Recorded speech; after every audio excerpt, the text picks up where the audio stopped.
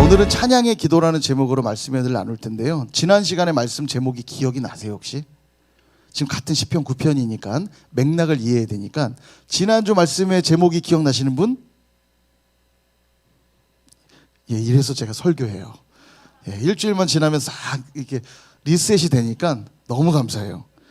제가 지난주 설교를 또 한 번 해도 했던 설교인지 모르실 것 같아요. 그죠? 얼마나 감사한지. 예. 지난주에는 이제 감사의 기도라고 제목을 제가 해서 했죠. 감사하기 위해 제가 두 가지 말씀드렸어요. 지난날을 회고하라는 얘기를 드렸습니다. 지난날을 쭉 돌아보니까 야, 하나님이 내게 이런 은혜 베푸셨지. 하나님 나를 이렇게 인도하셨지. 회고하고 나니까 뭐가 생겨요? 감사가 올라오죠. 그래, 얼마나 감사해. 내가 오늘 여기까지 온 것도 하나님의 은혜인 것을. 또 하나의 감사는 앞으로도 인도하실 하나님을 믿음으로 바라보라고 했죠. 앞으로도 인도하실 하나님을 이렇게 바라보고 나니까 또 감사해요. 야, 아직도 내가 한 번도 가보지 않은 인생길을 어떻게 갈지 염려할 수밖에 없는 나를 하나님이 인도하시니 얼마나 감사해요. 그래서 믿음 있는 자에겐 반드시 뭐가 나타나냐면 선제적 감사가 나타나게 돼 있어요. 믿음 있는 자에게 날마다 나타나는 것 감사. 뭘 해도 감사. 예. 망해도 감사. 잘 돼도 감사. 예. 그게 믿음에 있는 사람들의 특징이에요. 그러므로 늘 감사의 기도를 드릴 수 있는 저 여러분 되기를 축복합니다. 그리고 이제 오늘 그 뒷부분 내용을 볼 건데요. 오늘 뒷부분은 찬양에 대한 내용을 볼 거예요. 어쩌면 너무 당연해요. 감사하는 자는 반드시 찬양하게 돼 있어요. 하나님께 감사하는데 어떻게 찬양이 안 나와요? 오늘 이제 김영희 전사님 감사 고백을 드리셨는데요. 찬양이 절로 나오셨나요? 예, 표정이 좀 안 좋으신데 질문을 괜히 예, 죄송합니다. 예, 아무튼 우리가 감사의 내용들이 있을 때 우리도 모르게 찬양이 터져 나오죠. 와, 하나님 너무 감사해요. 찬양이 터져 나오죠. 어쩌면 너무 당연한 거예요. 그래서 앞에선 감사의 고백이 있었다면 찬양의 고백이 나옵니다. 찬양은 대상이 정확해야 되는데 누구를 향해 찬양하느냐가 중요한데 오늘 시편 말씀을 통해서 세 가지의 우리가 찬양해야 될 하나님을 좀 나누려고 합니다. 첫 번째는 시온에 계신 하나님, 그분을 찬양해야 되는데요. 11절 보시면 너희는 시온에 계신 여호와를 찬송하며 그의 행사를 백성 중에 선포할지어다. 시온에 계신 여호와를 찬송하라고 말씀하고 있죠. 이 시온이 어디냐면 예루살렘에 작은 산이 하나 있는데 거기 시온이에요. 거기에 이제 아마 옛날에는 안전하기 위해서 이 높은 산 쪽에 성읍을 많이 만들고 이렇게 진을 치잖아요. 여부수 족속이 이제 예루살렘에 살았고 아마 그 시온산에 그 작은 산에 터를 잡았던 것 같은데 다윗이 예루살렘을 점령해 버리죠. 여부수 족속을 완전히 쫓아내고 예루살렘을 점령합니다. 그리고 그곳을 수도로 삼게 돼요. 그래서 다윗이 그곳에 법궤를 가져와서 예루살렘에 안착해 놓으면서 정치적, 종교적, 사회적 중심지로 만들어 버립니다. 예루살렘이 바로 그런 곳이 되었어요. 그래서 이 시온이라는 이름이 예루살렘을 대표하는 이름이 돼버렸어요. 그래서 시온 그러면 뭐라고 생각하시면 되냐면 예루살렘이라고 생각하시면 돼요. 같은 지명이라고 이해하시면 됩니다. 근데 특별히 시온이란 표현을 쓸 때는 좀 더 어떤 의미가 담겼냐면 하나님의 임재와 통치가 있는 곳, 하나님의 도성, 이런 의미를 좀 더 담는 거죠. 그래서 시오니즘이라고도 하는데 유대인들이 지금도 시오니즘을 꿈꾸죠. 왜냐하면 하나님이 그 시온에 임하신다고 성경이 말하기 때문에 지금도 꿈꿔요. 예루살렘에 하나님이 재림주가 오실 것이다.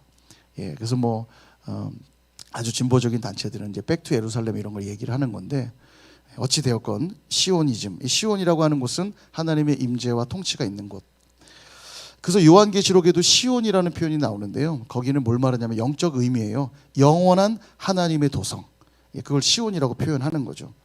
바로 그 시온에 하나님이 계시니까 우리는 찬양해야 된대요. 자, 좀 더 적용하면 시온에 계신다는 의미가 뭔가? 하나님의 임재와 통치라고 했죠. 그런 의미에서 하나님의 백성 가운데 계신다는 것을 의미한다고 말할 수 있습니다. 그러니까 하나님의 백성 가운데 하나님이 계시는 걸 보는 순간 우리에게 뭐가 터져 나와요? 찬양이 터져 나올 수밖에 없죠. 하나님이 우리 가운데 계신 걸 확인했는데 어떻게 그분을 찬양하지 않을 수 있겠어요? 그죠?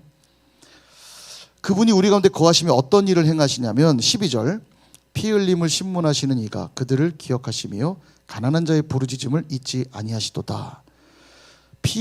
억울하게 피 흘린 자들을 기억하시고 가난한 자의 부르짖음을 잊지 않으신대요.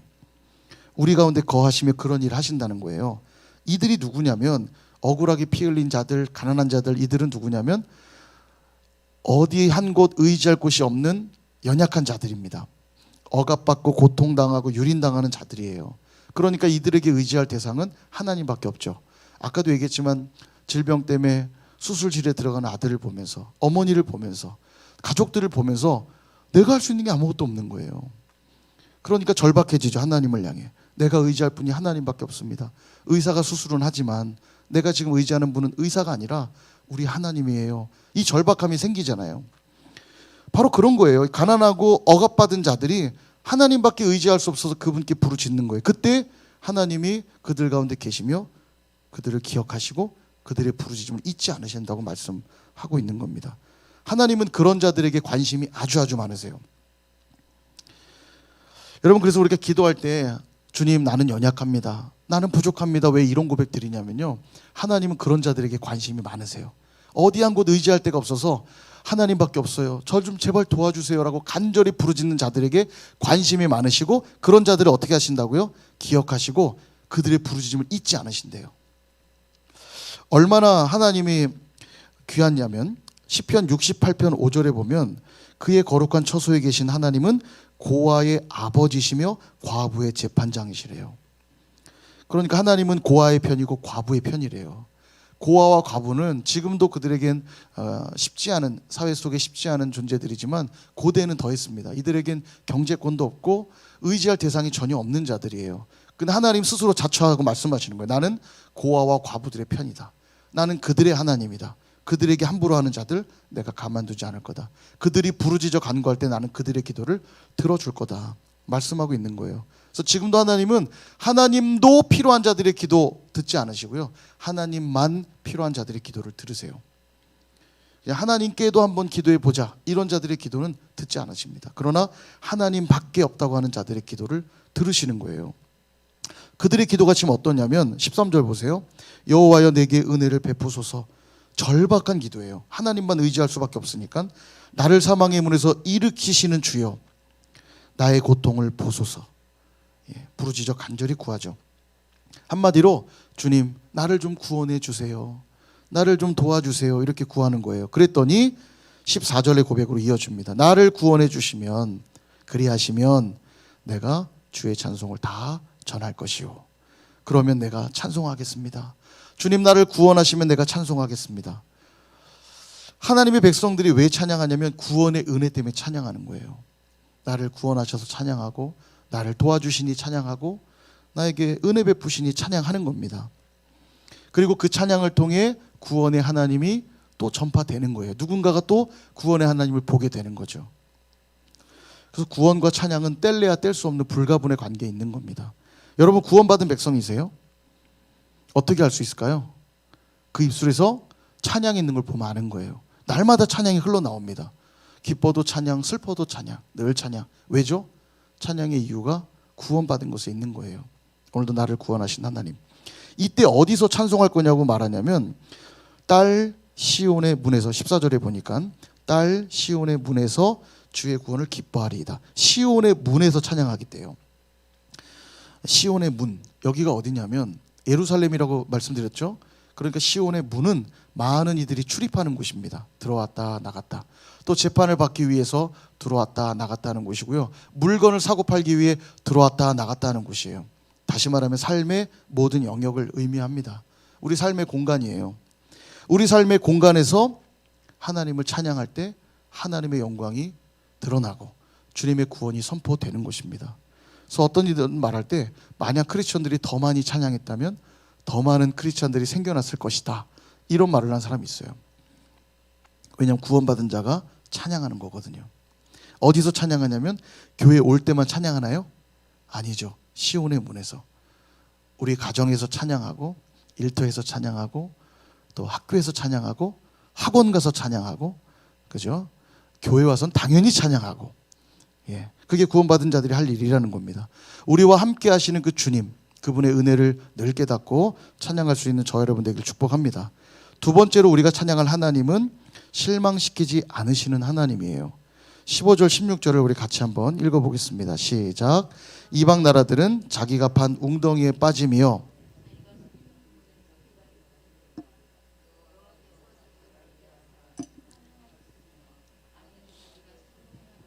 스스로 얽혔도다.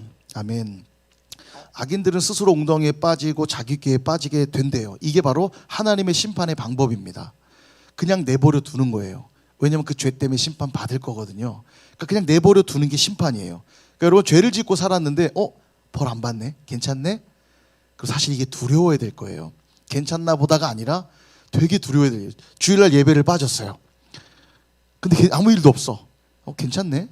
주일날 그냥 예배 안 드려도 되나 보네? 아닙니다. 이거 무서운 거예요. 그래? 또 빠져봐. 또 빠져봐. 예. 두려운 일입니다. 죄를 지었는데 하나님 내버려 두면 그 심판이에요. 죄를 지었을 때 오히려 혼나야 돼요. 그럼 어떻게 해? 부모님도 그러잖아요. 자녀가 잘못될까 봐 혼내고 그러면 안 된다. 나가지 마라. 들어와라. 공부해라. 얘기를 하죠. 근데 공부 안 해도 냅두고 밖에 나가서 3일씩 안 들어오는데도 연락도 안 하고 내버려 두면 그걸로 심판이에요. 무섭죠. 악인들을 그렇게 상대하신대요. 내버려 두신대요. 그냥 계속 죄 짓도록. 그래서 우리가 늘 겸손하게 자기를 돌아보고 회개하는 삶을 살아야 되는 이유가 거기 있어요. 오늘도 두렵고 떨림으로 죄에 민감하여서 혹시 내가 하나님 앞에 범죄한 것은 없는지, 그때 또 깨닫게 하시면 회개하고 더 회개의 삶을 살아가는 이유가 거기에 있죠. 악인들은 그렇게 내버려 두지만, 그렇게 하지만 18절을 보시면 아까 말한 가난한 자들, 궁핍한 자들에 대해서는 이렇게 하신대요. 18절, 궁핍한 자가 항상 잊어버림을 당하지 아니하며 가난한 자들이 영원히 실망하지 아니하리로다. 악인은 그냥 내버려 두는데 가난한 자들, 궁핍한 자들, 그러니까 하나님이 늘 마음을 두는 자들은 절대로 잊어버리지 않고 절대로 그들을 실망시키지 아니하신대요. 야, 이게 놀랍죠. 이게 복음 아닙니까? 하나님밖에 의지할 수 없어서 부르짖고 엎드려 있는데 하나님 그렇게 말씀하는 거예요. 나 절대로 내가 너 실망 안 시킬 거야. 걱정하지 마. 그런데 어떻게 찬양이 안 나와요? 나를 실망시키지 않겠다고 하나님 말씀하시는데, 그죠? 얼마나 감사합니까? 오늘 찬양했잖아요. 하나님 사랑의 눈으로 어느 때나 나를 바라보시고, 하나님 인자한 귀로 언제나 귀 기울이시고, 와, 그러니까 작은 신음도 응답하시는 거 아닙니까?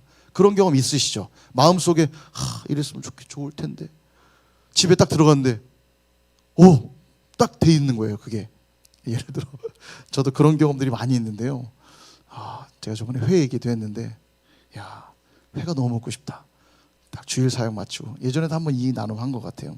같이 사역하는 전도사님이랑 둘이, 야, 오늘 이상하게 회가 땡기네. 회 먹고 싶지 않냐? 회가 너무 먹고 싶다고. 오후에 회를 마치고 집에 가는데 전화가 한 통 그 자리에 걸려와요. 여보세요? 누구누구 집사입니다. 오늘 저녁을 좀 대접하고 싶습니다. 두 분 전도사님 저녁 대접하고 싶습니다. 예, 감사합니다. 어디로 오세요? 갔는데 어디였게요? 횟집. 횟집. 둘이서 눈이 땡그려져. 와, 이게 주님이 들으셨나 보다. 이러면서. 정말 작은 신임에도 들으시는 일들이 참 많이 있어요. 예, 우리 주님 얼마나 우리한테 관심이 많은지요. 조건이 있어요. 오늘 내가 하나님만 찾을 때, 나 하나님 없으면 안 돼요. 이런 자들의 기도, 그들의 작은 신음도 절대 외면하지 않으시다. 다시 말하면 그들을 절대 실망시키지 않으신대요. 이 사실을 아는데 어떻게 찬양이 안 나오겠어요? 오늘도 나를 실망시키지 아니하신 하나님. 찬양이 막 나오죠. 사람을 믿으면요, 믿으면 믿을수록 실망하게 되지만요, 우리 하나님은 믿으면 믿을수록 절대 실망하지 않아요. 더 의지하게 되고 그분께 더 힘을 얻죠. 믿으십니까? 그렇다면 찬양하시기 바랍니다. 세 번째, 우리가 찬양할 하나님, 영원 무한 불변하신 하나님이시라는 거예요. 19절 우리 같이 한번 또 읽어보겠습니다. 시작. 여호와여 일어나사 인생으로 승리를 얻지 못하게 하시며 이방 나라들이 주 앞에서 심판을 받게 하소서. 아멘. 여호와여 일어나소서, 이렇게 구합니다.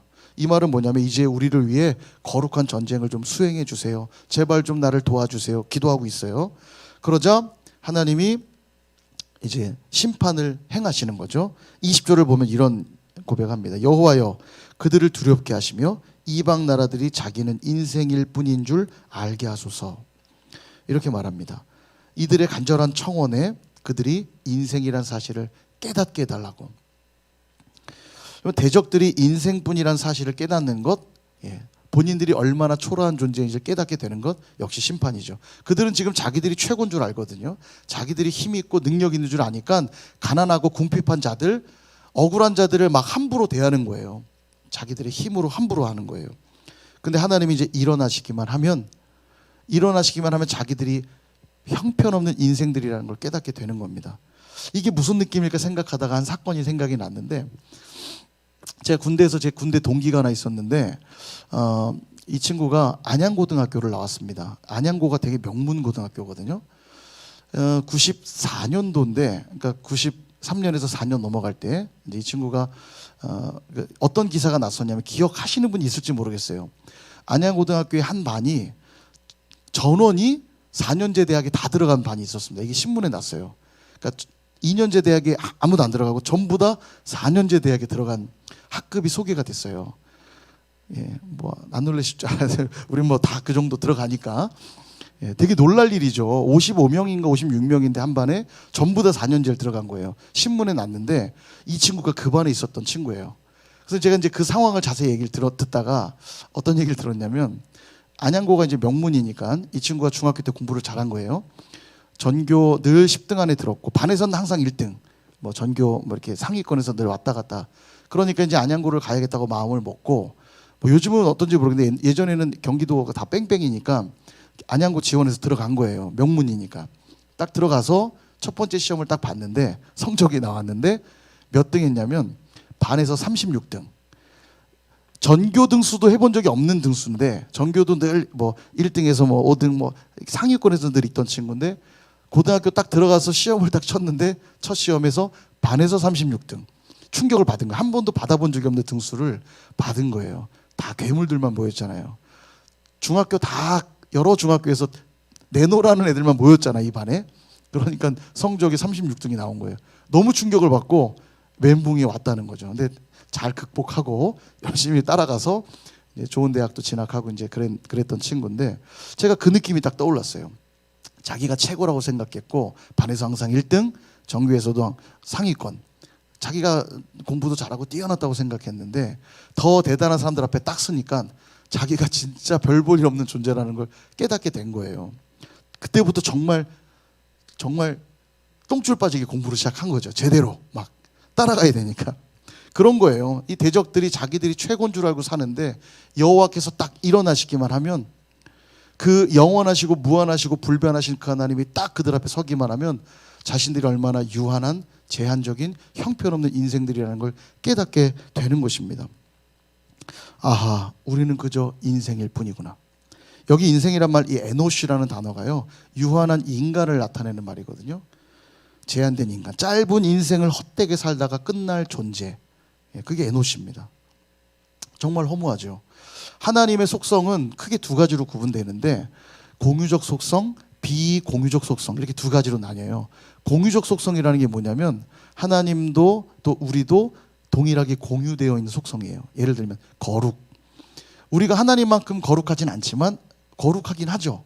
하나님도 거룩하시고 우리도 거룩해요. 그 질이 달라서 그렇지. 뭐 인자, 뭐 하나님의 그 인자하신 만큼은 아니지만 우리에게도 그런 인자함이 있죠. 이런 게 이제 공유적 속성이에요. 근데 우리에게는 절대 없는 게 있습니다. 그게 비공유적 속성이에요. 하나님께만 있는 건데 세 가지입니다. 뭐냐면 영원성, 그다음 무한성, 그다음 불변성. 이건 우리에게 없어요. 하나님이 딱 일어나실 때 대적들이 그거 깨닫는 거예요. 내가 얼마나 유한한 인생인지, 내가 얼마나 변화무쌍한 존재인지, 내가 얼마나 제한적인 인생인지, 이걸 깨닫는 거죠. 내 인생이 안개와 같고 들의 풀과 같구나. 망한 거죠. 이 승리를 눈앞에서 딱 봤다면, 그들이 꼬꾸라진 걸 딱 봤다면 어찌 찬양하지 않을 수 있겠냐는 거예요. 그 하나님의 영원하시고 무한하시고 불변하신 엄청난 역사 앞에 고꾸라지는 그들을 보며 찬양하지 않을 수가 없는 거죠. 그러므로 우리는 사람 의지하지 말고 세상 의지하지 말고 오직 우리 하나님만 경외하며 의지해야 될 줄 믿습니다. 이제 말씀을 정리하려고 하는데요. 구원은 찬양의 동기가 되고요. 찬양은 구원의 이유가 됩니다. 이게 연관되어 있어요. 그래서 구원받은 백성에게는 반드시 찬양의 모습이 나타나게 되어 있고요. 찬양하며 살아가는 자들에겐 또 하나님의 구원의 은혜가 날마다 임하게 되어 있습니다. 하나님이 찬양받기 위해 우리를 구원하신 거예요. 그러므로 우리는 구원받은 백성으로 날마다 찬양을 해야 되는 거죠. 그러므로 찬양하는 삶을 살기 위해 세 가지 기억해야 되죠. 시온에 계신 하나님, 오늘 내 삶 가운데 늘 함께하고 계시는 그 하나님을 기억해야 됩니다. 그리고 그 하나님께 구해야 돼요. 나는 가난하고 궁핍하오니 나를 불쌍히 여겨 주옵소서. 내가 하나님 외에는 의지할 자가 없사오니 오늘도 나의 기도를 들어 주옵소서. 간절히 기도할 때 우리는 그 하나님의 일하심으로 찬양하게 될 것이고요. 두 번째는 실망시키지 않으시는 하나님을 기억하셔야 돼요. 대적들은 외면하겠지만 하나님 백성들은 절대 외면하지 않고 작은 신음에도 응답하시는 분이심을 기억하시고 우리를 결코 실망시키지 않는 그 하나님을 기억하며 찬양하시길 바랍니다. 세 번째는 영원하시고 무한하시고 불변하신 그 하나님이 오늘 내 편이라는 것, 여러분 이걸 기억하시길 바라요. 유한한 인생들을 절대 의지하지 마십시오. 유한한 이 땅의 것들에게 소망을 두지 마십시오. 오직 우리 하나님만 의지해야 돼요. 이 땅의 모든 것은 하나님이 데려가시면 다 끝나잖아요. 우리도 마찬가지입니다. 오늘이 마지막 밤일 수도 있잖아요. 그럼 뭐 의지하실 거예요? 하나님 의지하셔야죠. 요즘 코로나로 참 우리에게 두려움을 많이 갖는 분들이 또 계시기도 해요. 두 종류가 있는 것 같아요. 한 부류는 뭐 이제 감기 같아, 뭐 신경도 안 쓰는 분들이 있는가 하면 또 한 부류는 막 두려워합니다. 점점 늘어난다는 소식에. 근데 여러분 정말 우리가 두려워야 될 건 코로나 같은 게 아니에요. 하나님을 잊을까 두려워야 됩니다. 내가 혹시 하나님을 향한 믿음을 잃어버릴까 두려워야 돼요. 결국 우리는 코로나 때문에 죽든 인생의 수명을 다해 죽든 언젠간 죽습니다. 하나님 부르셔요. 그날이 다 때는 다르지만 우리는 다 하나님 부르셔서 가야 될 인생이거든요. 그렇다면 오늘도 우리가 붙들어야 될 건 하나님이에요. 하나님을 의지하셔야 됩니다. 그러므로 영원하시고 무한하시고 불변하신 그 하나님을 기억하시고 그 하나님을 찬양하실 수 있기를 바랍니다. 하나님 우리를 왜 지으셨냐면 이 백성은 내가 나를 위하여 지었나니 나를 찬송하게 하려 함이라. 우리를 통해 찬송 받으시려고 지으셨다면 우리를 불러 세워 주신 그 시온의 문, 여러분들의 가정이 될 수 있고요. 일터가 될 수 있고 학교가 될 수 있고 이 교회 공동체가 될 수 있고 우리를 불러 주신 그 시온의 문에서 이 세 가지를 기억하며 찬양의 기도를 올려드려야 될 것입니다. 그럴 때 하나님은 그 우리의 찬양을 통해 영광을 받으실 것이고 구원의 은혜를 우리에게 베풀어 주실 줄 믿습니다. 그런 찬양의 기도 들으시는 저와 여러분 되시기를 주님의 이름으로 축원드립니다.